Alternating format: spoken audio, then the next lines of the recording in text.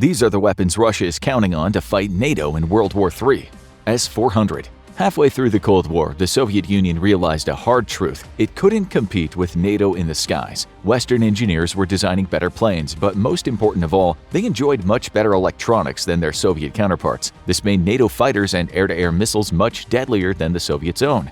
Rather than fight NATO for dominance of the skies, the Soviet Union focused on projecting bubbles of protection for its ground forces with a mix of air and ground assets. This spurred a massive investment in ground-based air defenses, leading to the Soviets fielding some of the best air defense equipment in the world, a legacy carried on by Russia.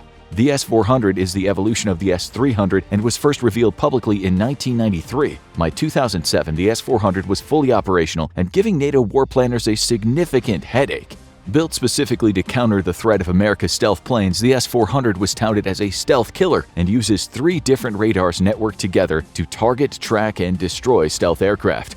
A common misnomer about stealth aircraft is that they're invisible to enemy radar. This is not true. The purpose of stealth is not to avoid detection completely, but rather to delay it significantly. This allows a stealth aircraft to get near enough its target to service it without being blown out of the sky by air defense units. Russia has famously claimed to have tracked American stealth aircraft with its S-400 radars, which have a range of up to 600 kilometers. This led many to declare America's stealth programs a failure and the S-400 a silver bullet which America could never counter. This assumption, however, relies on a simple misunderstanding of how different radars work and interact with stealth aircraft.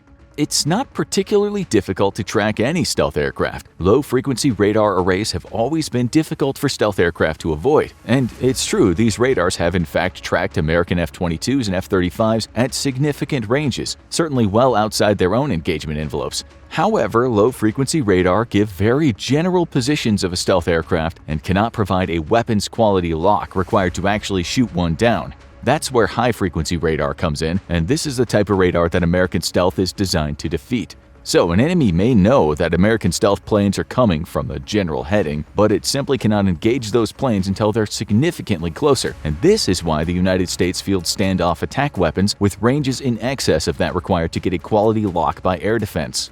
The B-2 is rumored, however, to be the exception of the rule, with even low-frequency radars having difficulty tracking the granddaddy of stealth. The S-400 uses the Nebo SVU and Protivnik G low-frequency radars to detect incoming stealth aircraft, and then networks them together with the Gamma S1 radar array, which broadcasts at high frequency. Working in tandem, the networked radars can in fact extend the reach of the S-400's air defense missiles. But can they hit a stealth aircraft before it hits them with an anti-radiation missile? This is unknown, as no S-400 has ever engaged a stealth aircraft or vice versa.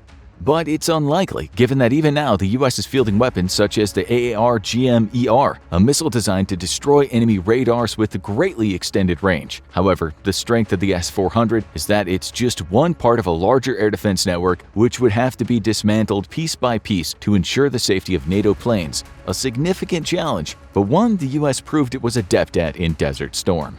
Kilo and Lada-class diesel submarines. Diesel submarines are generally accepted to be significantly quieter than nuclear submarines.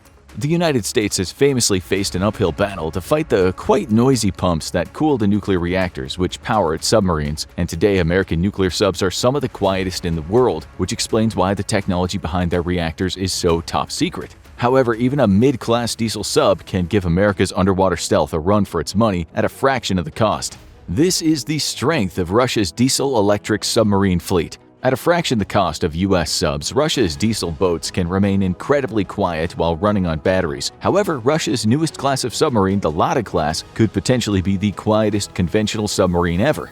Unlike the Kilo class, which ran on a combination of battery power and diesel engines, the Lada class uses hydrogen-oxygen fuel and chemical reactions to produce electricity for the engines. This could mean the Lada class is even quieter than a nuclear submarine, though it carries standard diesel generators as well for backups or to move long ranges.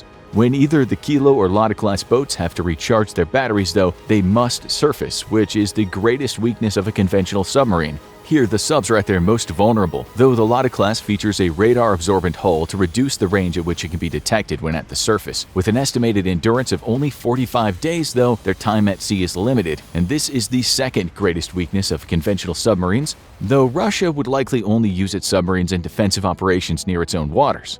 Despite the advances between the Kilo and Lada class, though, most observers agree that the US has better sensors and weapons and the advantage of extreme duration thanks to nuclear power. Given the performance of the Russian military in Ukraine and the discovery that many of Russia's claims about its weapons have been completely overhyped, we would not be surprised to discover that Russia's submarine fleet is significantly behind the West in terms of capabilities and survivability. Kirov-class battlecruiser. The Kirov class is the world's most powerful surface combatant that's not an aircraft carrier or amphibious assault ship. These massive nuclear-powered monsters were designed for one and only one purpose: ram themselves straight down the throat of a U.S. carrier battle group and sink it. These armored behemoths are blistering with both offensive and defensive weapons, the most formidable of which are the 20 Granite anti-ship missiles designed to specifically blow American carriers out of the water. These missiles may be old, having entered service in 1983, but sport a massive 1,600-pound warhead, a range of almost 400 miles, and can hustle to their target at supersonic speeds. They carry their own onboard radar to home in on targets and an inertial guidance system to operate independent of their launch unit. The beefy Granite is so big that only Russia's Oscar-class submarines, Kirov-class battlecruisers, and the Admiral Kuznetsov aircraft carrier can carry it.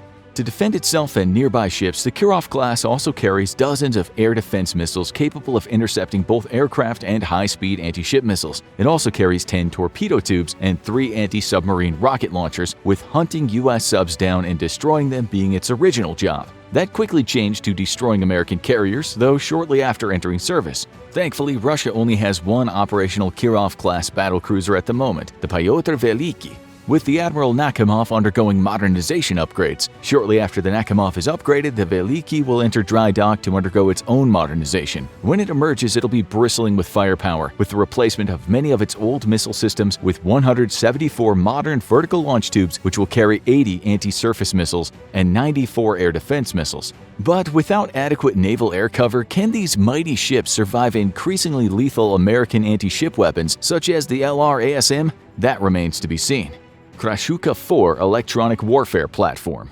The incredible lethality of Western militaries is due to their highly networked nature, with different assets networked together to service targets. In case of war with NATO, Russia knew it would have to sever these communication links or at least severely degrade them. Enter the Krashuka 4 electronic warfare platform. A mobile EW platform, it's designed to jam airborne and satellite-based fire control radars such as those fielded by American E-8 J-Stars and AWACS aircraft, backbones of U.S. air operations. The Krashuka can even jam the radar of cruise missiles and provide false targets, luring them away from their real targets and neutralizing them. Mounted on a truck chassis, the system is highly mobile and powerful enough to jam low Earth orbit satellites. When deployed to Syria, the system presented difficulties to American drones who relied on GPS and had those signals blocked with walls of electronic noise. In any war against the U.S., the Krashuka would be invaluable to help protect friendly ground forces from American radar and satellite-guided weapons. That's why it's a good thing that just 1 month into the war in Ukraine, Ukrainian troops stumbled across a Krashuka unit still in its shipping container, abandoned outside a Russian command post when the troops were forced to flee for their lives. No doubt that treasure trove of intelligence has since been turned over to Ukraine's American allies, who can pull the system apart and learn how to mitigate its effects or even neutralize them altogether.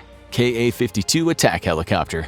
It's a fearsome bird of prey, the natural evolution of the Ka-50 attack helo, but it's no normal attack helicopter. It's one specially designed from the ground up, even if it's based on a pre-existing design. The Ka-52 was designed not just to provide close air support for friendly targets and hunt for enemy tanks, but also to act as a recon and target designation platform for other friendly systems. This required the addition of a co-pilot who would run the reconnaissance suite, with the Soviets deciding to use the unusual configuration of side-by-side seating. This, however, enhanced the cooperative abilities of the crew and was seen as a positive to the traditional tandem design of other attack helos. The Ka-52 is a modern and capable helicopter equipped with night vision and thermal imaging systems. The helicopter also features a side-mounted 30mm cannon capable of firing between 200 and 800 rounds a minute and can pierce even heavy tank armor from above.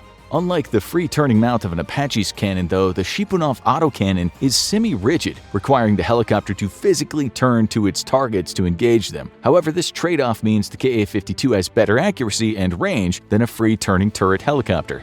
The chopper's fire control system allows for different Ka-52s in the same formation to service each other's targets, and can even receive targeting data from ground scouts equipped with target designation gear. With 6 hardpoints on stubby wings, the Ka-52 can carry anti-tank missiles or unguided rockets, making it a nightmare for enemy armor. Its V-cutter anti-tank missiles have a maximum range estimated at 8 kilometers and are laser-guided but sport automatic guidance as well, allowing the chopper to immediately take evasive actions after firing.